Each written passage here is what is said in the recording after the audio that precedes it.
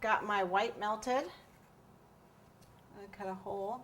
You don't have to have the acetate for this, but because this is kind of flimsy, I like to have the acetate so when I wrap it, it gets a nice straight side. So I'm going to go ahead and just put a little dot down, chocolate down there so I can at least attach it. Attach it on there so I can see it.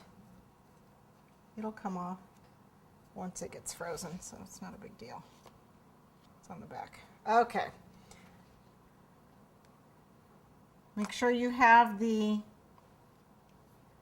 cocoa butter side facing the chocolate or it won't transfer. Okay, there we go. Take our spatula, at least with this I can see it. And you want to get a nice 1/8 of an inch coating, not too thin, don't get too thin. If you need more chocolate, we can put it on. That's what I'm going to do. My thin sections.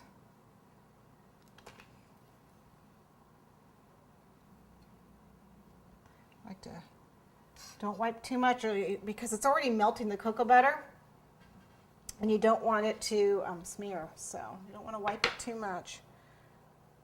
Ask me how I know that. All right, lift it up so I end up with clean edges.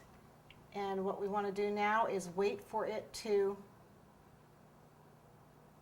start to firm up. We're going to lift it up, put the base against the cake, straight up, and then wrap it around.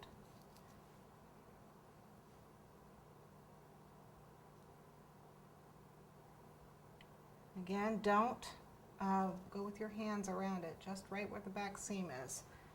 Okay, we're going to put this into the freezer for a few minutes, about 1 to 2 minutes.